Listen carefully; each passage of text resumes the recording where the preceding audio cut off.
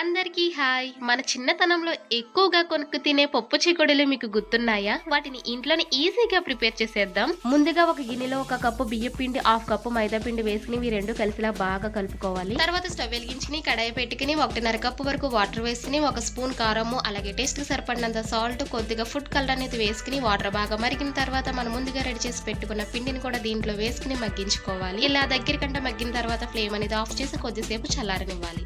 తర్వాత ఈ పిండిని ఉండ కింద చుట్టుకోవాలి. నేను ఆల్రెడీ పచ్చిశనగపప్పుని నానబెట్టుకున్నాను. 3 అవర్స్ మినిమం నానబెట్టుకోవాలి. తర్వాత ఎంత సైజు కావాలో చెకోడి అంత సైజు పిండిని తీసుకుని చెకోడి అనేది రెడీ చేసుకోవాలి.